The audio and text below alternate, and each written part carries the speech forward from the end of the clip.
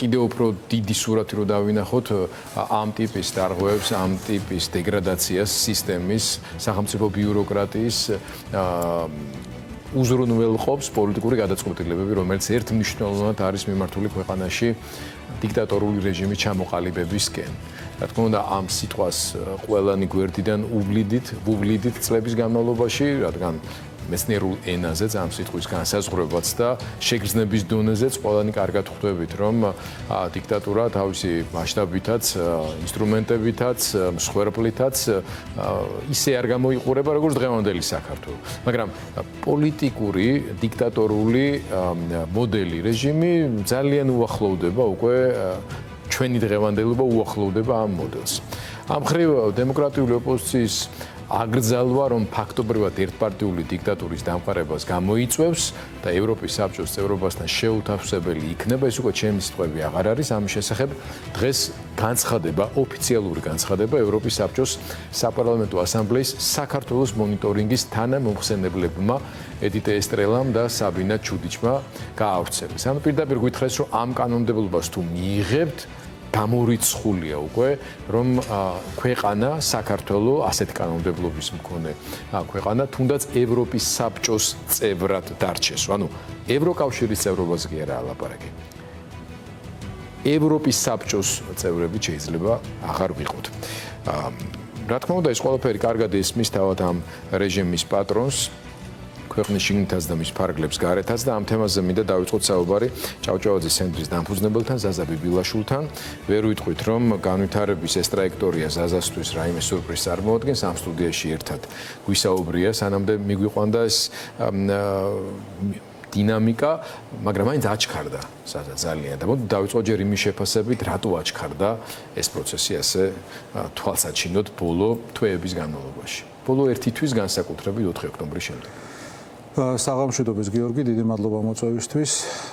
ალბათ აჩქარდა იმიტომ, რომ რუსებს უნდათ აქ ახალი მოცემულობის შექმნა, ეგრეთ წოდებული fait accompli პოლიტიკა, ხო, ანუ რაღაც მოცემულობა იქმნება და შემდეგ მის მოწინააღმდეგეს ესაუბრებიან ამ მოცემულობიდან გამომდინარე. მოწინააღმდეგეში ამ შემთხვევაში გულისხმობ მთელ დასავლეთს, ანუ რუსეთი დასავლეთს ეუბნება, რომ საქართველო ჩემი ტერიტორიაა. ეს ჩემი გავლენის სფერო. გავლენის სფეროზე გაცილებით მეტი სინამდვილეში ჩემი ტერიტორია ამას ეუბნება და აი დიდ საჭადრაკო დაფაზე ამ ტერიტორიით არ ვაჭრობს, არც ვაჭრობს სინამდვილეში, ცდილობს ამ ტერიტორიით მისი ძალაუფლება გაავრცელოს. დღეს იყო ლავროვის განცხადება, როდესაც მან თქვა პირდაპირ არაურზოვნად, რომ დასავლეთი ცდილობს, რომ ჩვენ სამხრეთ კავკასია ჩამოგვაშოროს და ჩვენ ამას ყველა გზით შევეწინააღმდეგებით. ბატონმა ბიძინამ ალბათ არ იცის ეს, როგორც ჭეშმარიტმა დემოკრატმა და პროდასავლელმა ლიდერმა, თორემ ალბათ ძალიან ინერვიულებდა. რა თქმა უნდა, ეს დადასტურება იმ ყველაფრისა, რასაც ჩვენ ამ ბოლო ხანებში და პრინციპში უკვე დიდი ხანია ვამბობთ, რომ ქართული ოცნება არ არის უბრალოდ ავტორიტარული რეჟიმი. ეს არ არის უბრალოდ მორიგი ორბანი ან თუნდაც ალიევი. არამედ ეს არის რუსეთის პირდაპირ გაგრძელება. ეხლა ამაზე როცა ვსაუბრობ ხოლმე გიორგი ძალიან ხშირად და ნუ მე პირადად ამაზე კამათი მაქვს უკვე 13 წელიწადია. ვიღაცები ამბობენ, რომ აი ტაქტიკურად ჩვენ ხო ხალხზე უფრო ჭკვიანები ვართ ჭყალებში და ხალხი რომ არ შევაშინოთ და ხალხი რომ არ დავაბნიოთ, მოდი ნუ ვეტყვით ადამიანებს, რომ ისინი სინამდვილეში რუსეთს ებრძვიან და მოდი უთხრათ, რომ ეს არის ადგილობრივი ავტორიტარი და ამ ადგილობრივ ავტორიტარს უფრო მარტივად გავამკლავდებით. სინამდვილეში მოდი ასე ვთქვათ, რა ხალხი ყველაზე ჭკვიანია, ანუ ზურგის ტვინით ყველაფერს ძალიან კარგად გძნობს. შეიძლება ზოგმა იცის, გააზრებულად, გაცნობიერებულად, გასიგრძე განებული აქვს ეგ პრობლემა, რაციონალური თვალსაზრისით, ზოგი ამას უბრალოდ გძნობს, როგორც ჩვეულებრივი საღიაზრის მატარებელი მოქალაქე. შესაბამისად ის რომ ვიღაც თulis რომ ხალხს შენ რაღაც არასწორად უნდა უთხრა, რომ მას мотивация არ ჩაუქრო, არადემოკრატიული და ქედმაღლური დამოკიდებულება არის საკუთარი თანამოქალაქეების მიმართ. ეს ერთი. მეორე, სუფთა სიმართლის თვალსაზრისით ჩვენ იმპერიების წინააღმდეგ ხშირად გვიბრძოლია და გაგვიმარჯვია. ხო, დღეს აი ამ პარტიების აკრძალვა მიგვიყვანა იმ რეალობაში, როგორშიც ვიყავით ჩვენ თუნდაც 80-იან წლებში. სასაცილოა მართლა სატირალი რო არ იყოს, მაგრამ 80-იან წლებში პარტიები აგრძელული იყო და საქართველოს დამოუკიდებლობისთვის მებრძოლებს ეძახდნენ არაფორმალებს, ხო? მე მგონი ამაზეც იყო ამ დღეებში საუბარი. არაფორმალები ვარ დღეს ყველანი, ვინც ვიბრძვით ამ ქვეყნის დამოუკიდებლობისთვის. ევროპული მომავლისთვის და ევროატლანტიკურ გაერთიანებას შესვლისთვის კი არა, ამ ქვეყნის დამოუკიდებლობისთვის რუსეთისგან. აი ამაზე მიდის დღეს ბრძოლა. ჩვენ დასაბედნიეროდ ისევე როგორც 80-იან წლებში დღეს იმპერია ისევ აგონიაშია. ვინაიდან დღევანდელი განცხადებები ვახსენეთ, შეგვიძლია რაღაც 2-3 ჩვენთვის ძალიან მნიშვნელოვანი რაღაც ვახსენოთ. იგი თქვა აუცილებლად, პირველი ის სურათი ძალიან მნიშვნელოვანია, რომ იგივე ჩვენმა საზოგადოებამ, რომელიც მართლა ძალიან ჩავხარშეთ ყველა ამ შიდა პროცესებში, თავად რეჟიმის შიგნით მიმდინარე პროცესებშიც, მაგრამ გარეთ ძალიან მნიშვნელოვანი ამბები ხდება, ძალიან. და ეს არის ჩვენთვის გადამწყვეტი მნიშვნელობის მქონე, არ მინდა ისე გამომივიდეს, რომ ჩვენს გასაკეთებელს ვინმე გააკეთებს, მაგრამ არც ჩვენ შეგვწევს იმის უნარი, რომ საერთაშორისო გეოპოლიტიკური ვითარების ცვლილების გარეშე ადგილზე შევცვალოთ ისეთი რამ, რაც შეუძლებელია შეიცვალოს აი ამ გარეთ-ცვლილების გარეშე. და ვახსენოთ ორი რამ. პირველი ეს არის ამერიკის დამოკიდებულება, მეორე ეს არის ევროპის დამოკიდებულება, დავიწყოთ მეორეთი. ჩემთვის ძალიან სასიამოვნო განცხადება და მოსასმენი იყო დღეს, როდესაც ბელგიიდან, ბრიუსელიდან გავიგეთ განცხადება, რომ თუ რუსეთი გაუშვებს რაკეტას ბრიუსელის მიმართ, ნატო მოსკოვს მიწასთან გაასწორებს. ასეთი განცხადება მე არ გამიგია არასდროს ალბათ ნატოს არსებობის განმავლობაში მსგავსი განცხადება არ გაკეთებულა. გაკეთდა ეს განცხადება, დარწმუნებული ვარ, რომ ეს არ შეიძლება ვიღაცამ თქვას, რომ ბელგიის თავდაცვის მინისტრი ვინ არის, მაგრამ დარწმუნებული ვარ, ესეც შერჩეული იყო. ხო, ამას პირდაპირ ხა ექსპერტი ყოლ გააკეთა. სახელმწიფოს თავდაცვის მინისტრი ამბობს ამას. დიახ, ეს არისო, ეს ადამიანები არაფერს არ ამბობენ. აბსოლუტურად. მithumetes რუსეთთან პირდაპირებაშიც უკვე ძალიან მკაფიოა შეერთებული შტატების პოზიციების ცვლილებები, რადგან ჩამონათვალი დავიწყეთ, მეც ჩემს ასე ვთქვათ, სრულად შემოვიდან, ძალიან დიდი მნიშვნელობა ჰქონდა პუტინის თანაშემწის სპეცვიზიტს შეერთებულ შტატებში. სასოწარკვეთილ ვიტყოდი. რომელიც ძალიან დიდი იმედებს ამყარებდნენ ჯერ კიდევ.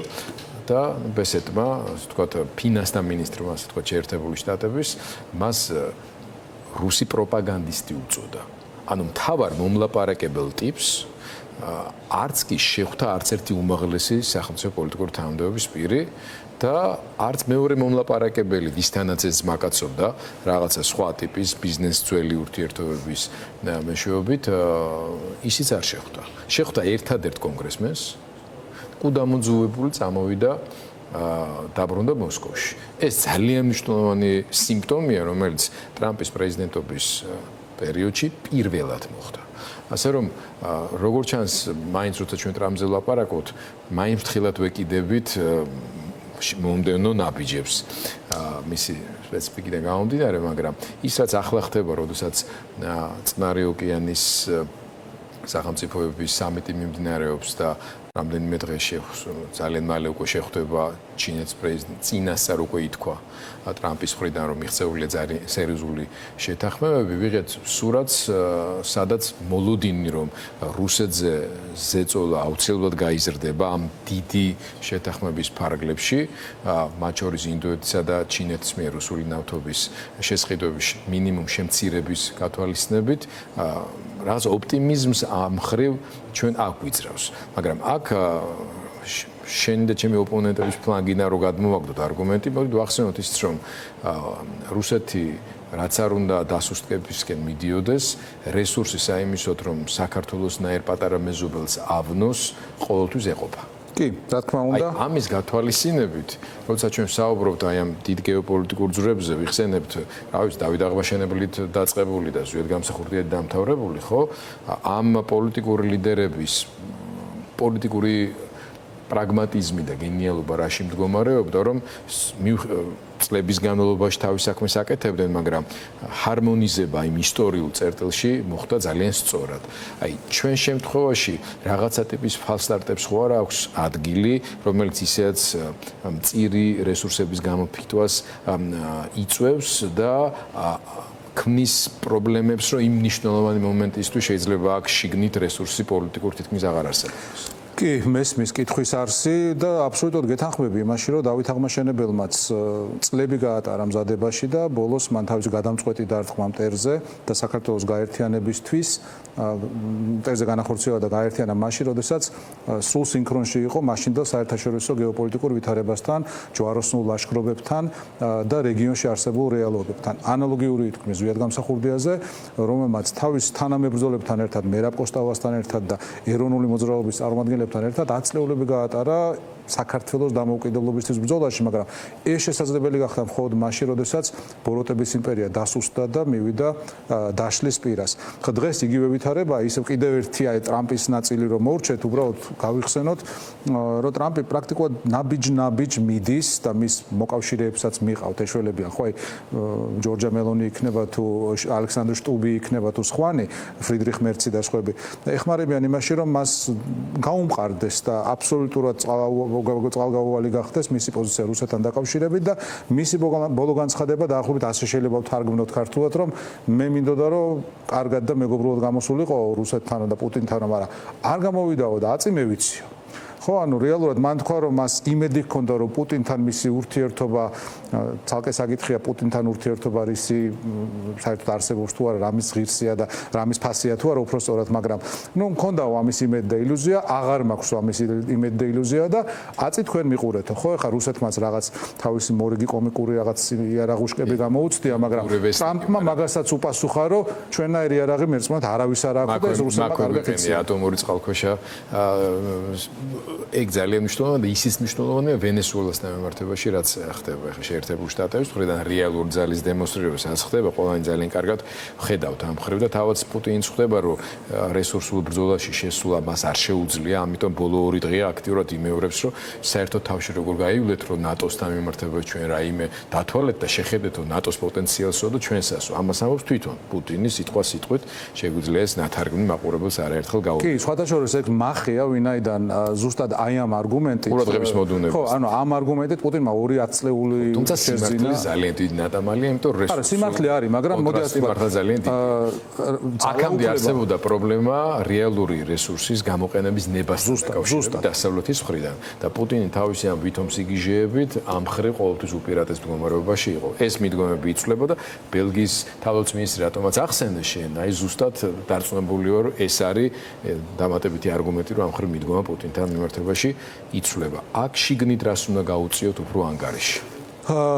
გეთანხმები იმ წინაკითხვის ფორმალიზება ხდება დიქტატურას. პათოსში გეთანხმები იმ თვალსაზრისით, რომ ჩვენ რესურსებს უნდა გაუფრთხილდეთ, ადამიანურ რესურსებს უნდა გაუფრთხილდეთ, ფიზიკურ რესურსებს უნდა გაუფრთხილდეთ, ჩვენს ემოციურ და ასე ვთქვათ, ხო, ემოციურ ფონსაც უნდა გაუფრთხილდეთ, იმიტომ რომ ადამიანები არიან აი ამ ფსიქოლოგიური სპეცოპერაციის, მუდმივი ფსიქოლოგიური სპეცოპერაციის ხერხი. ანუ ყოველი დილა იწყება იმით, რომ რეჟიმის რომელიმე წარმომადგენელი გამოდის და ამბობს ისეთ რაღაცას, რაც ნებისმიერ საღადმოაზროვნე საშუალო სტატისტიკურ ადამიანს ავაზგიდან წამოაგდებს, ან მაგიდესთან თუ თუზის და ჩაისვამს დილას იქიდან წამოაგდებს და წყობიდან გამოიყვანს, იმიტომ შეუძლებელია ნორმალურ ადამიანს აი ეს პირად შეურაცხყოფას არ აყენებდეს, რასაც ჩვენ ვისმენთ მათგან.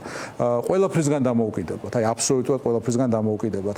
მაგრამ ვიმეორებ, ჩვენ იმ ვითარებაში ვართ, როდესაც უნდა გამოვიზოგოთ ეს რესურსი, ვინაიდან ჩვენი დრო მოვა, ძალიან მალე მოვა, ეს რეჟიმმა ძალიან კარგად იცის და ზუსტად იმიტომ აჩქარებს აი იმ ნაბიჯებს, რომელთაც დავიწყეთ საუბარი. რომ როდესაც აი ეს დრო მოვა, რუსეთი რო დაიშლება, ან რო დამარცხდება ამ ომში და აუცილებლად მოხდება ეს აი ყველა ისტორიული ლოგიკა ამაზე მეტყველებს, რომ აქ მათ დარჩეთ აი კუბის მაგვარი ანაქრონიზმი, ხო, დაიშალა საბჭოთა კავშირი და ეს უბედური კუბა ისევ კასტროების და მათი მემკვიდრეების ხელშია, ისეთივე გაძვალტყავებული და ისეთივე არათავისუფალი, როგორიც იყო მანამდე. სხვათა შორის ამას მინდა ასევე შევეხმიანო, ხშირად გავიგონებ და მე მგონი ირაკლი მას თქვა აქიც და ჩემამდე, რომ არა აქვს ამ რეჟიმს იმის რესურსი, რომ დიდი ხანი გაძლოს დიქტატურის პირობებში. ამას ბოლომდე ვერ ვიზიარებ, გეტყვით რატო ეს რესურსი მაინც მეორადი რამაა. ხო, აი ვენესუელა ახსენე და ვენესუელას იმდენი რესურსი აქვს, რომ შეუძლია მსოფლიოში ერთ-ერთი ყველაზე მდიდარი ქვეყანა იყოს. მაგრამ რამდენიმე წლის წინ იქ ტუალეტის ქაღალდი გამოილია ქვეყანაში. იმიტომ რომ ეგ არის დიქტატურის არსი. ის დოულაც არ ქმნის და პრინციპში ეს არც არის მისი მიზანი. თავარია რომ ყველა ყავდეს დამორჩილებული ყველაფრის ნებისმიერ ფასად. საქართველოში ხა ჩვენი ზომიდან გამომდინარე, ქვეყნის ზომიდან გამომდინარე, არ ვიცი რო შეიყარონ ჩინელები, ირანელები და რუსები და თქვან რომ მოდი ახლა ამ 3.5 მილიონ ადამიანს არ მოშივდეს იმდენად რომ ბიძინა არ დაამხონ, ხო? ამას გააკეთებენ. ეს ძალიან ძვირი არ დაუჯდებათ და ამისთვის ამ განსაკუთრებული რესურსი არ არის საჭირო. ამიტომ ამ ხრივაც ნუ მოვდუნდებით, ანუ ნუ ვიფიქრებთ რომ ივანიშვილს ამის რესურსი არ აქვს. თავარი რესურსი რაც მას აქვს ნება, თავზე ხელაღებულობა და ის წითელი ხაზი, ყველა წითელი ხაზი გადალახა მორალური ადამიანი, რაც შეიძლება ადამიანს პოლიტიკოს გადაელახა, ხო? საკუთარ სამშობლოსთან მიმართებაში, საკუთარ თანამოქალაქეებთან მიმართებაში თუ ჩვენ თავის თანამოქალაქეებად მიგვიჩნევს საერთოდ, ხო? შესაბამისად ეს არის ძალიან საშიში ფიგურა, ძალიან საშიშ პოლიტიკურ დროში. ამიტომ კი ბატონო ძალიან ლამაზია ყველანაირი თვით შეწირვა, თავგანწირვა, მსხვერპლ შეწირვა პოლიტიკური თვალსაზრისით, მაგრამ კი ყველა ეს ადამიანი და ყველა ის ძალა, ყველა ეს რესურსი რომელიც ჩვენ გვაქვს, ძალიან რაციონალურად უნდა გამოვიზოგოთ ჭალებში ხვარინდელი დღისთვის. ეხლა იმ საერთაშორისო კონტექსტში ერთი წუთით რო დაუბრუნდეთ, ხო? ერთს მინდა ასევე გამოვეხმაურო ამ ლუკოილის და როსნეფტის სანქციებს საკმაოდ და მოულოდნელად დადებითად გამოეხმაურენ ჩინელები და ინდოელები.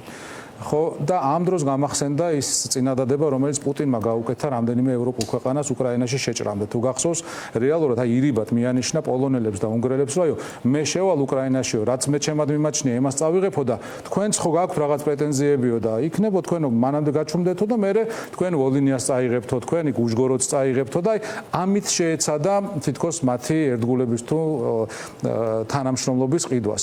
ეხლა ჩინელების გადმოსახედიდან რომ შევხედოთ ეს მომაკვდავი იმპერია რა ჯანდაბად ჭირდებათ როგორც ასეთი, ხო? ჩინეს დიდი ხანია ციმბირზე უჭირავს თვალი და ამაზე იდეალური დრო მე არ ვიცი როდის შეიძლება იყოს იმისთვის რომ თქვენ რომ ბოდიში და მიეცი საშუალება ამ ბოროტების იმპერიას რომ გარდაიცვალოს თავის სიკვდილით და აიღე ის რაც შენია. ანუ რაც პუტინმა შესთავაზა ორბანს, ჩინეთს ეს თავისუფლად შეუძლია თვითონაც გააკეთოს. ხო, მე არ ვიცი იგივე ასეთი ტიპის დისკუსია რატო არ შეიძლება მიმდინარეობდეს ტრამპსა და ჩინეთის ლიდერს შორის. კი არ ევასებათ ერთმანეთი, ხო?